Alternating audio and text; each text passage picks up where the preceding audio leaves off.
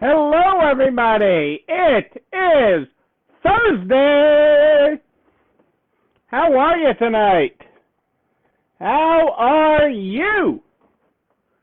Yes, you. I'm talking to you. It's Thursday, people. How are you tonight? It is great to have you with us this Thursday evening. Love having you with us on this Thursday night. How are things in your neck of the world? What are you grateful for this Thursday night? Hey, Adele and Dazzle, how are you? Good to have you with us. Good to have you here. Great to have everybody here live tonight. I'm so excited for everybody here tonight. I enjoy having you all here. What is happening in your world? Warming up any in Michigan yet? I haven't looked at a middle of the country map. I've been watching our weather here, but I haven't seen the middle of the country to see if it's starting to warm yet. Hey, Suki, hello from Texas. How are you? How are you holding up in all this craziness down there? It's nuts. I've been talking to so many people down there. It's nuts down there in Texas. Unlike anything I've ever seen down there. Hey, Nebraska Andrew from Florida. Hey, Kelly in Albuquerque. Abe and Val listening on Friday. Hey, Dave. For you, Abe and Val, it's Friday morning. I'm just saying. I know you listen in the morning. Hey, Kitty. Great to have you here. Good to have you here, Kelly. That's, sorry that, I sent you all this stuff before you got to the burrito. The burritos in Albuquerque. I thought I was sending you just the burrito. But, I'm glad you, saw that. Always love, supporting scrappy businesses that are working hard to make things happen. Well, I'm sorry things aren't good there in Texas, Suki. Hopefully you have at least power. I know Texas isn't built for this. You know, give you a good hurricane or two, you're all set. But this cold stuff is not good. Is not good. And I know I sent my sister some. She's got like multiple allergens she can't eat. But I have a friend that owns this. That bakery that keeps you out of the top 10 allergens, and I sent her food for her birthday, and it's sitting in a UPS warehouse in Houston. You know, but she's sitting in California, so they keep on delaying her flight back. So it is not good there.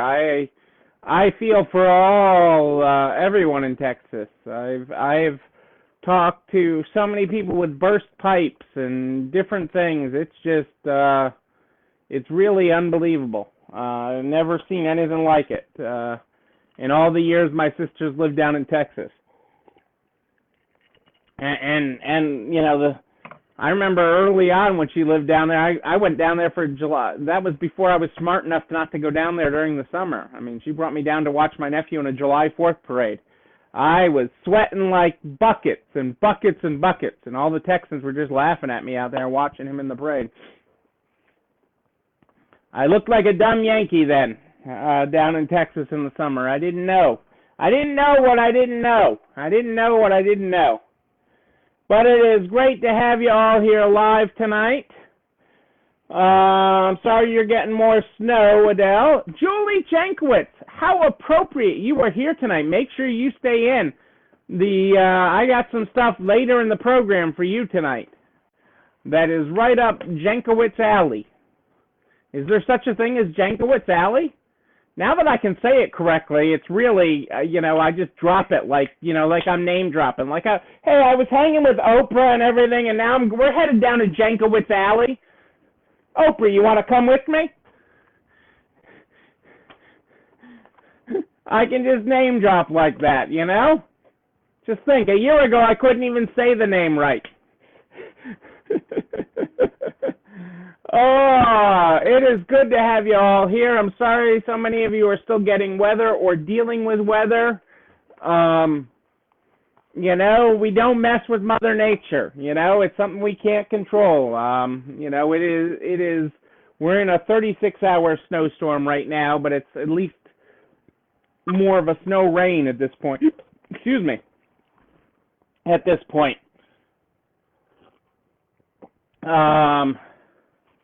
But we'll see where that takes us. We'll see where everything takes us. It's great to have you all here live. Let's get going with the Good Morning, Good Night book. The Good Morning, Good Night book is where we start this program tonight. And tonight we are on I have talked to countless businesses, Suki, that have been closed for days in Texas, or you know, basically, I think Krita said she's been closed for a week almost. It is crazy. It is crazy, but that is why it's so important to meet your customers wherever you are. But right now, everybody in Texas is just in, you know, survival mode. I mean, you know, you're not built for this. You're not built for heavy sweaters and coats and multiple layers and all the things. Texas just isn't built for that, okay? I mean, I know that. I've spent way too much time in Texas. You're just not built for it. My sister has this huge, super heavy wool sweater that she breaks out. She usually only breaks it out when she comes north, but it was my father's super thick, heavy, big wool sweater that of my father's that she wears. You know, it is tough in Texas right now. Although my brother-in-law yesterday said to me, you know, you know, he has power right now and heat, but he's like, you know, I'd give that all up for a winning lottery ticket. So, you know, go figure. Go figure. Well, let's get into the Good Morning, Good Night book, because I got a lot to cover tonight, folks. I got a lot for you, some really interesting stuff tonight. Good morning. Tonight we're on page 160, if you're following along in the book, 160. Good morning. Unclench your fists. Lower your shoulders. Step away. Then come back with a clear head. Redouble your efforts. I believe in you. Yes, I do. Yes, I do believe in you. Okay, guys, I got a thick pile here, but there's some really good stuff, and there's some really important stuff in here. So let's get going. And we're going to top it off with a Julie topic, Jankowitz, right down Jankowitz Lane there at the end. I like this quote today. Start with what's right rather than what is acceptable. Start with what's right rather than what's acceptable. Frank Kafka, a writer, or Franz Kafka, a writer. Sorry about that. Walmart's, hey, Joanne is here. Great to have you here, Joanne, from the frozen tundra that is Chicago. Great to have you here. Walmart's fourth quarter sales soar, but earnings miss, and they're raising wages for 425,000 workers. It sounds much better than it is. The headline, again, you got to read beyond the headlines. Walmart reported fourth quarter earnings that fell short of expectations amid COVID-related costs and ongoing investments in e-commerce. And it cautioned that it expects sales, which have boomed amid the pandemic, to be moderate this year. And it announced it will boost the wages of some 425,000 U.S. workers in frontline roles to an average of above $15 an hour starting March 13th. The minimum starting wage for workers will remain $11 an hour. Walmart actually posted a net loss of $2.09 billion for the fourth quarter, compared to earnings of $4.14 billion in the same period a year ago. I want to get to the part but they're investing in capital expenditures of nearly $14 billion, and include building supply chain capacity, automation, and ways to improve the customer's experience. Automation, ways to reduce labor costs, is what they're really saying. The capabilities we've built in previous years put us ahead, and we're going to stay ahead. This is a time to be even more aggressive because of the opportunity that is in front of us. Step on that for a second. Take that in. Okay? This is a time to be even more aggressive because of the opportunity we see in front of us. The strategy, team, and capabilities are in place. We have momentum with customers, and our financial position is strong.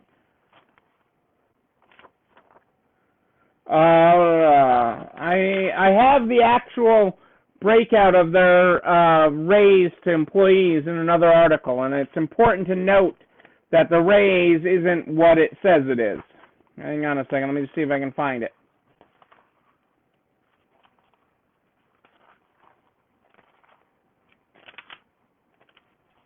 Here it is. Here it is. I know I have the... because it's deceiving. So their starting wage is going to remain $11 an hour. Amazon and Target have made their starting wage $15 an hour. Walmart's workforce in the U.S. numbers about 1.5 million people, so this will affect just under a third of their workforce. But it's arranged based on their role. So it's creating a growth strategy, which is good. The headline of an average of 15, it's going to be $13 to $19 an hour. So you're going to have supervisors or area supervisors and stuff making $19 an hour, and other people below that at 13. So it will average out at 15. That's the part that's not in the headline. Walmart will continue to raise its minimum wage over time, but will vary based on where the store is based. Instead of hiking wages across the board, it's giving pay increases to employees with key roles or more tenure. They want to make sure it creates a career path for them at the company.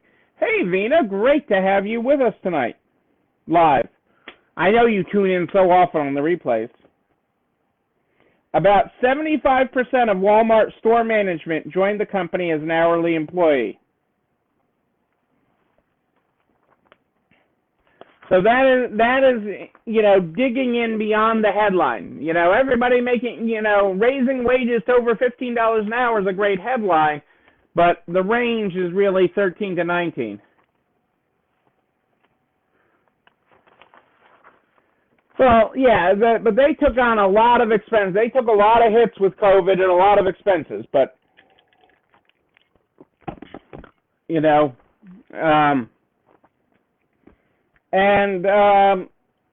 Sam's Club, in a safety move, separately from Walmart. So all employees now entering the building are screened by this touchless screen, basically a camera that identifies them as an employee, identifies who they are, and does health screening right on it in a touch-free environment. They developed this in-house, this contactless kiosk, a body temperature scanner, a camera sensor to verify identity from a distance, and a digital health screening questionnaire activated by a hand motion. So they can say like this to say okay to it. It's interesting that they went it alone and designed their own on that. I like this quote tonight. Ruby Bridges, don't follow the civil rights activist, first black student to desegregate an all-white elementary school in the South. Don't follow the path. Go where there's no path and begin the trail. You as entrepreneurs do that every day.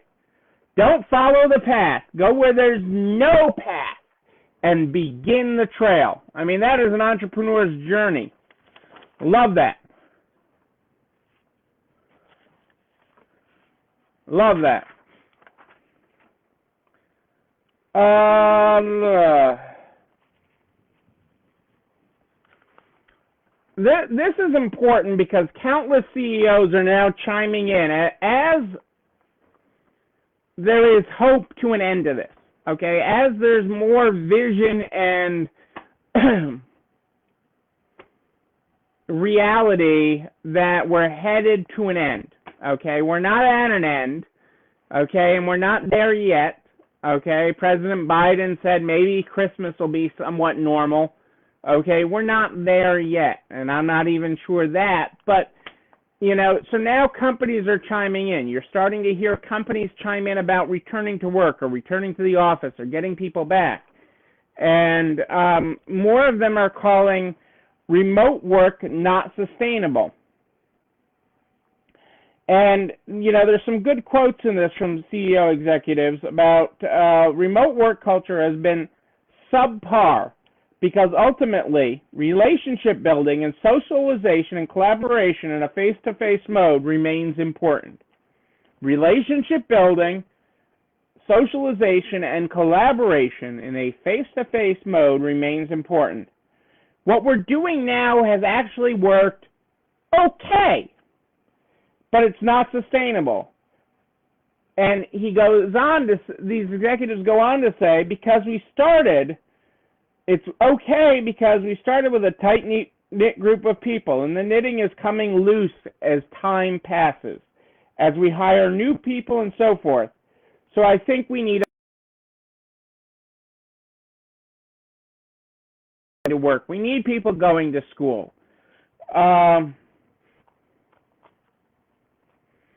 They believe that they keep workers around regional centers where they could get together 2 or 3 days a week or every other week. I don't think it works as well to have employees you never ever see because they're too far away. There was one other quote in this, I think.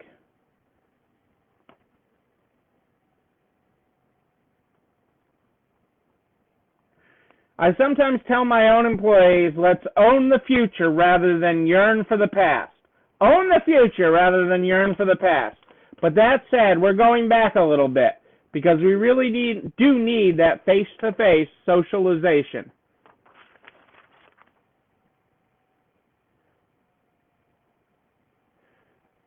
Oh, I'm forever sorry for you, Rose, that it was a 84 today. Hopefully the air conditioning kept up with it. We can send you some natural air conditioning if you'd like. It does depend on the job in the industry, but more and more you're hearing companies come out saying we want people in person. We want people to have that in-person experience, that we don't want 100% remote. Yes, people need people. We need this. We need to be able to collaborate. We need to be able to see each other. I say it every night. Yeah, Kelly, but they'd save money, but they wouldn't accomplish as much. It's not just about the money. It's not just about you can't make this decision as a bean counter. Okay, and I'm the epitome. I got the pin calculator. I mean, I am the pink calculator, okay? But I understand that we have to make these decisions beyond that, okay? That these relationships and relationship building, you can't build all these relationships and keep them over Zoom. And one of the guys said it best, one of the CEOs talked about, the airline CEOs was talking about business travel returning and face-to-face meetings for business travel, and will that happen with Zoom? And he's like, yeah, the first time you get beat out by some competitor that shows up in person, you'll start showing up in person again.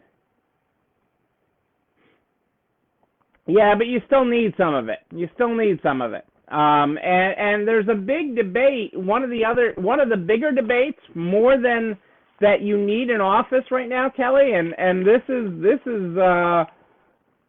kind of interesting.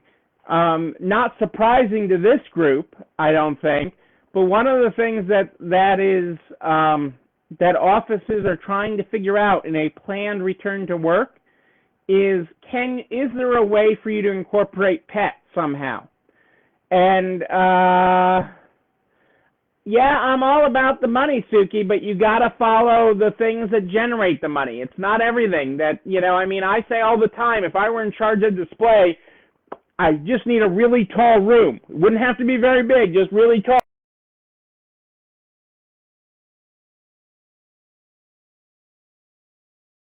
So you have to do the things that generate money.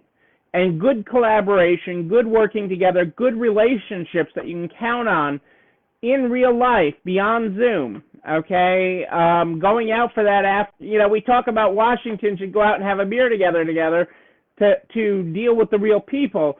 Your coworkers need that too. You need that time to be able to do that. We need this time to get together as store owners in person. I long for the ability to not be doing this on video with you, but standing in a room of hundreds or thousands of you and talking to you live, reading you the Good Morning, Good Night book live, in person, okay? And, it is going to be a competitive advantage to be in person. But that doesn't mean that you can't trim some office space, okay? That you can't redesign it to be more collaborative, to allow a hybrid model. And I think that's going to be ever important. But the idea that there will be no offices or no schools or anything because of we can do this all on a computer is just not reality for how human beings want to interact. But yes, I can't wait to be in person. I can't wait. I'm going to wear a disguise when we're in person. I don't know what it's going to be. My peanut gallery, I'm sure, will be coming up with various disguises to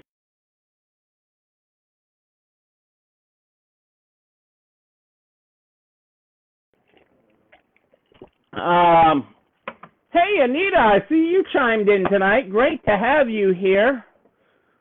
Love that you joined us tonight. Hope all is well in Georgia. Okay. Walmart Plus is gaining traction 5 months after launch. And this is important to understand what they've got going for metrics. 5 months after Walmart's membership program, Walmart Plus was released, data indicates they have between 7.5 million and 8.2 million members, signaling a promising start. Customers spend an average of $1,000 at Walmart.com per year, which is remarkably similar to long-term figure for Amazon. Walmart Plus members currently account for just about 13 to 14% of total Walmart.com shoppers as of January 30th. So that's kind of interesting. That is kind of interesting. It's interesting because of their lifetime value or the annual value of a customer is $1,000. So everybody that shops at Walmart.com is worth $1,000. Not me, but people are. Okay. And that they've converted 13 to 14% to a membership program. Okay, they've gotten them to pay to be a part of it. So that is interesting. Okay, a growing problem as people are starting.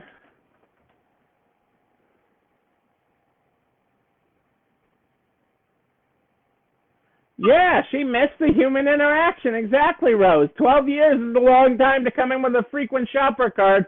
But, I keep my files. I got everything. I got everything. You want a receipt from 1980 something? I got it for you. I love that. I love that. People do. They're longing. They're longing to be with people. They are desperate, okay? They are desperate. People are, the mental health that has taken such a short end of this year has been incredibly hard. But we need people. We need people, okay? And people want to be with people. They want to dine. They want to shop. They want to get out. They want to travel. There is this yearning for it. There is this unbelievable yearning. It will happen, okay? Let us not forget. History does repeat itself, okay? The last pandemic yielded the roaring 20s, okay? History has a problem with repeating itself, I'm just saying. All those people collecting unemployment are now getting a OI bill in the as they go to file their taxes. They are finding they do not may not be getting their traditional refund, and they are finding they are getting huge tax bills because unemployment is taxable, although most states give you the option of having taxes taken out of your unemployment check. And so you're having so many people that took unemployment for the first time. This is a hurdle as we head into tax season now.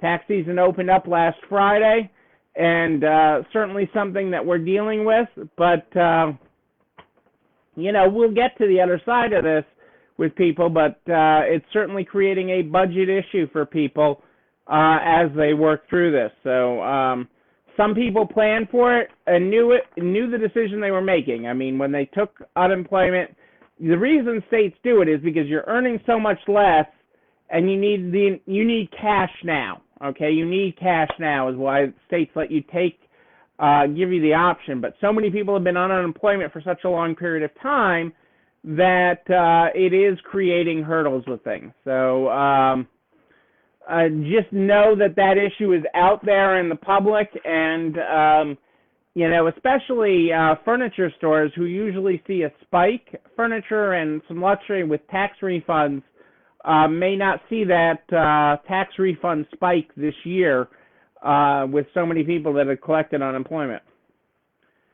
56% of U.S. workers. Oh, Anita, I'm so sorry you're closing. I'm glad you're retiring. I'm happy for you as heading into retirement.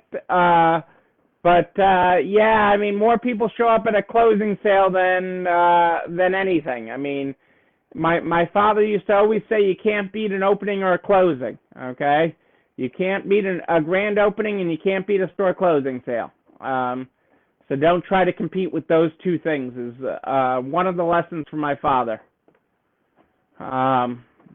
Because people do, they show up, and I know I've been in some of the chains before when they start their closing sales, and the workers are like, this was cheaper last week, and people are flocking and buying things because it's going out of business sale. And you know, the mind of the consumer is a interesting thing.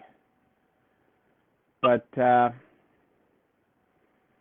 you know, I do wish you more time with your grandchildren. I know that's something you've longed for, and more time for you, Anita. So I do wish you the best. I do wish you the best, Anita.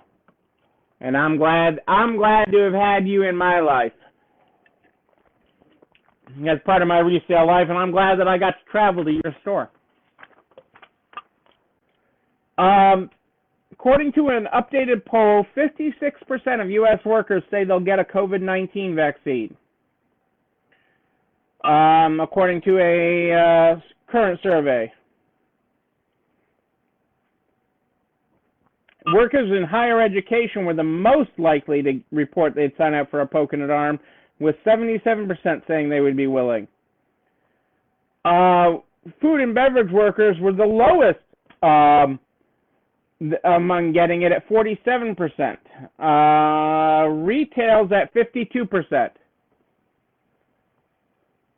Yes, I'm glad you'll still be with us, Anita. I'm very glad, because you have tremendous experience and knowledge to share. You know, your knowledge is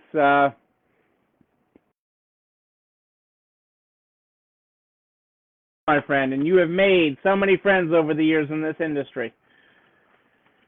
You are a good friend. So, I mean, the fact that we're near, you know, as a country, above 50% is a good thing. We need to get it higher. I haven't surveyed all our workers yet. I probably will in the coming weeks, because in Massachusetts, under the current plans, they have gotten retail workers pushed into phase 3. And so we'll have the opportunity to get retail workers vaccinated. We just started phase 2 today, which was bad because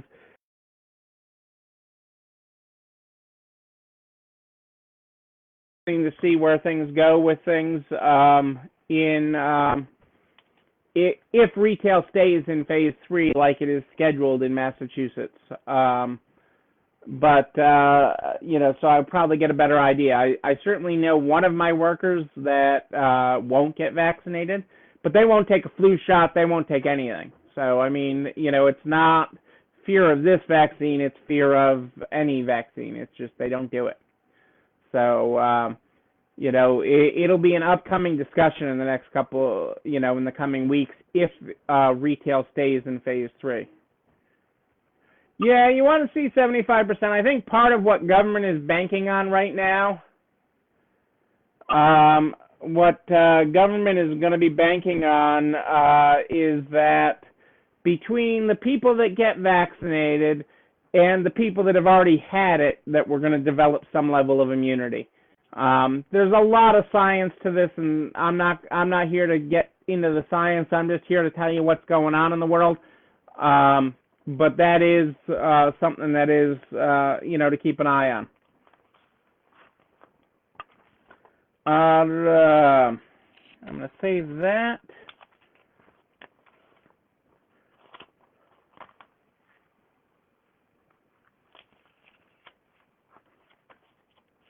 Save that. Okay, I got a couple more things for you here tonight. This one's really important, okay? And this happened in Massachusetts, but it could be it is getting noticed, okay? And could be the raise the bar nationwide. It certainly sent a shockwave through Massachusetts commercial real estate market. A Superior Court judge has ruled that a commercial tenant was not required to pay rent under its lease during the state's COVID-19 government-ordered shutdown. Based on the frustration of purpose doctrine. Frustration of purpose is the legal term. Okay? This this cafe was excused from having to make rent payments to its landlord while it was barred from opening due to the virus. Even though the lease had a force majeure provision and a so-called independent covenant clause, the lease did not allocate the risk of loss caused by government orders addressing a global pandemic. Under the frustration of purpose doctrine, where a contract does not specifically allocate the risk of an event, a party to a contract can be excused from performing its obligations when an unanticipated event, not caused by either party, destroys the object or purpose of the contract, and thus the value of performance. Applying the doctrine to the lease, reasoned that since the sole purpose of the lease was to operate a cafe for on-site dining and drinking, it would have made no business sense to require rent payments when the only permissible use of the premises was no longer allowed or possible. That's huge, people. That is huge, okay? People have been looking for something to hang their hat on with rents during this pandemic. That is huge.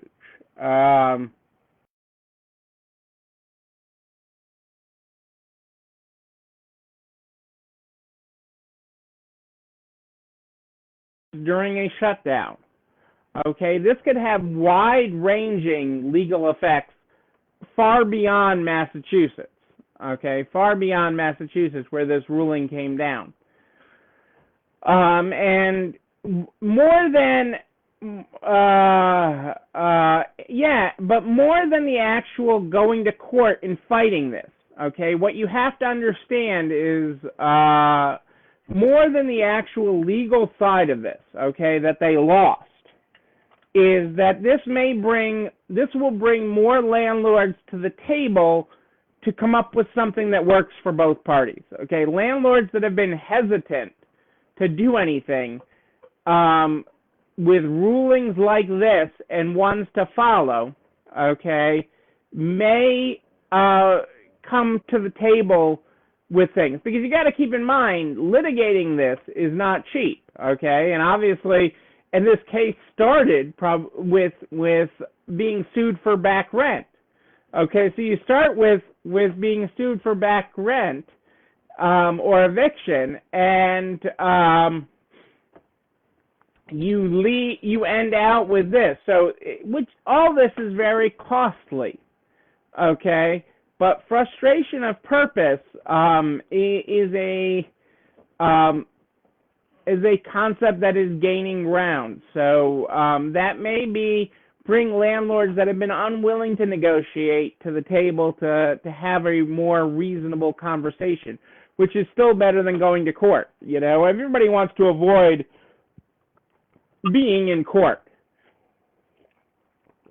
So frustration of purpose. Do you have a frustration of your purpose? Do you have a frustration of your purpose?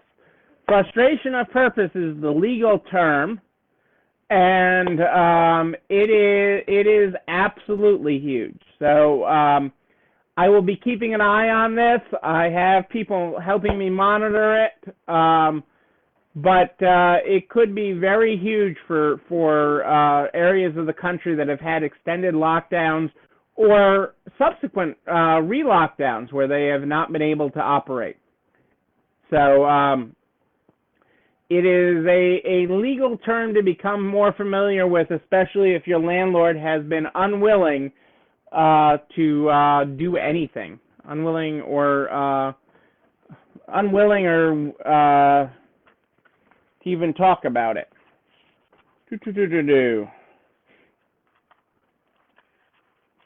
And that brings me, hang on a second here, I got to get my pile here organized. I got some stuff for tomorrow. Boom. That brings me to the everybody but your daughter, the attorney. Well, I know how proud you are of your daughter, the attorney, but, you know, and quite honestly, you know, you want to keep everything out of court. It's not worth most things going to court. You know, I don't want to end out in court for anything, and nor do I want you. But you know, if this can get some landlords that are unsure to move a little bit, if we can get this moving a little bit, and get some landlords that are willing to negotiate and work with people a little more that have been unwilling, there's lots of good landlords out there. Okay, there is lots of good landlords out there that have been really good about working with their tenants. Okay, there have been lots of them, but there's some that are just old fuddy-duddy stick in the mud that haven't done anything for their people, that believe that their tenants should bear all of this, and the heck with them, they'll get new tenants. Okay, and you know, I don't do business that way. You know, I've certainly had my share of bad landlords and good landlords over the years, and I've been a landlord.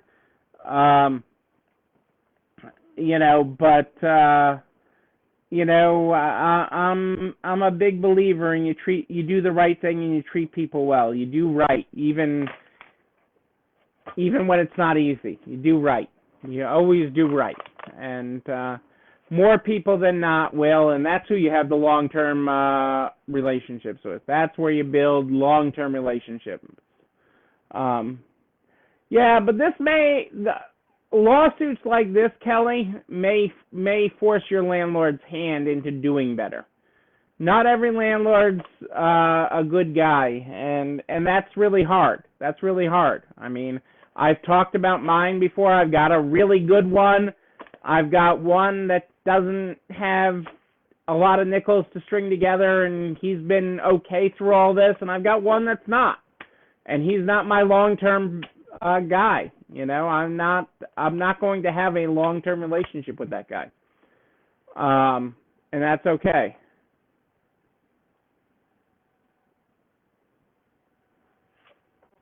Yay, Rose! I am so thankful to hear that you got approved today.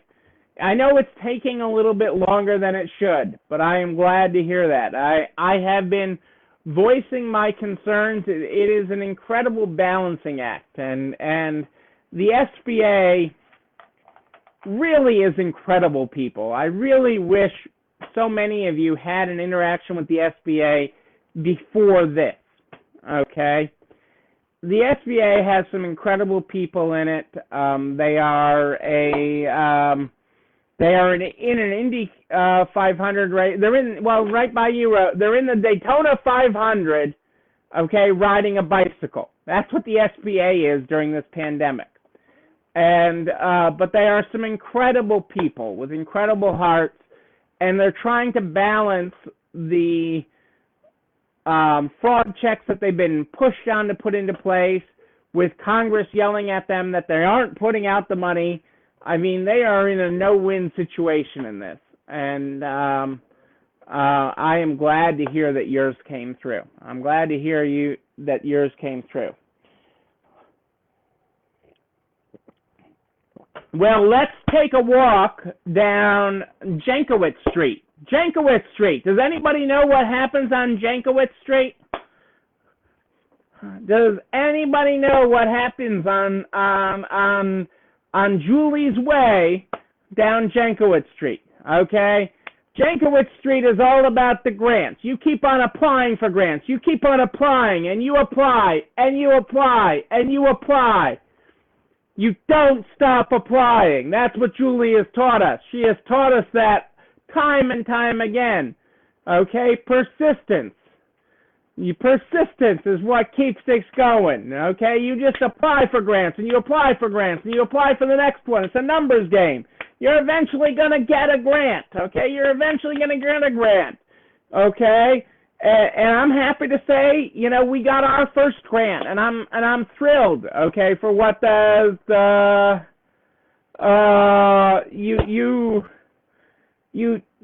I'm thrilled for that. But now I've got a new grant opportunity for you, one that Julie has not applied for yet, but she's eligible to apply, and so are you.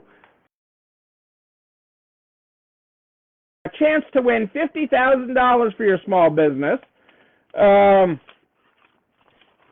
knows you've grown stronger and wiser over the last year, and the valuable new lessons you've learned have helped you become more focused than ever before.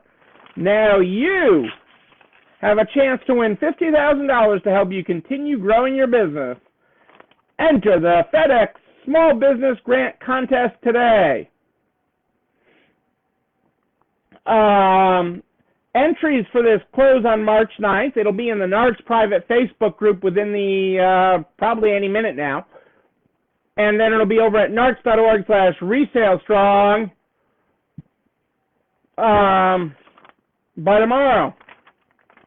They even want to see a copy of your logo. You got to upload your logo and some photos.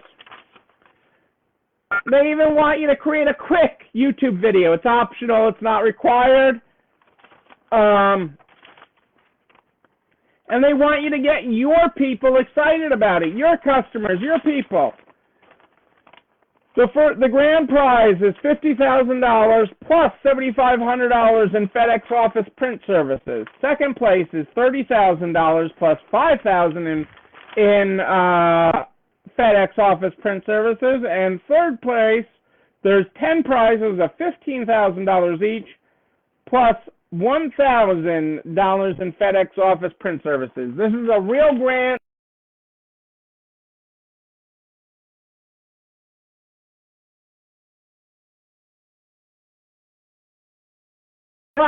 Apply. I can't tell you enough. She has told us so many times. That is where things are at. You need to do that. You need to apply. You have to keep on applying. The local grants are the best. Okay.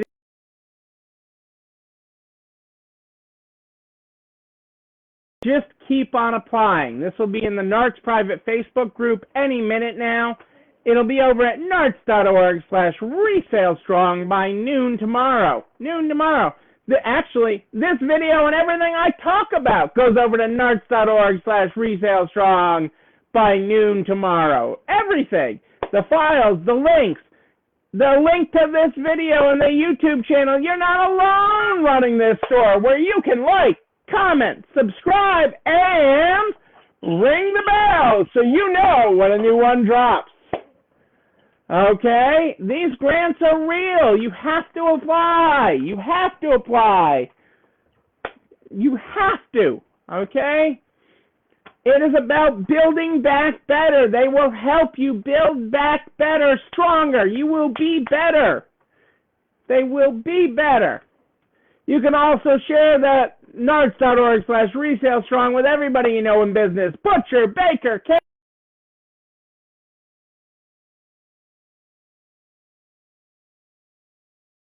here. I am here live in the Narts private Facebook group every night at more 8 than ish. More 8 than ish live every night here in the Narts private Facebook group. But if you have a question in between, you just email me, Neil, Neil at ECIstores.com, Neil at ECIstores.com. I'm going to be right over there catching up on some of those tomorrow. We start this program every night with the Good Morning, Good Night book. The Good Morning, Good Night book is where we start. Tonight we are on page... Where did I put my glasses? We are on page 160. If you were not here for the Good Morning, here you go.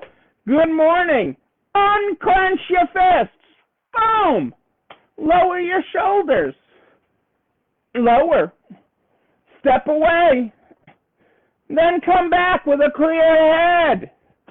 Redouble your efforts. I believe in you. Our good night tonight is good night. Unclench your fists. Lower your shoulders. Step away. Come back with a clear head. Redouble your efforts. I believe in you. There's your graphics tonight, people.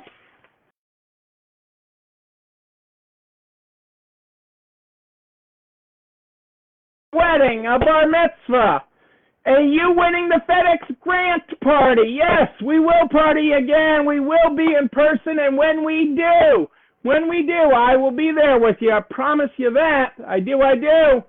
But until tomorrow night at more 8 than ish, know that you, but most importantly you, yes you, you're not alone running this store. I'll see you tomorrow, everybody. Have a great night. It's time for dessert.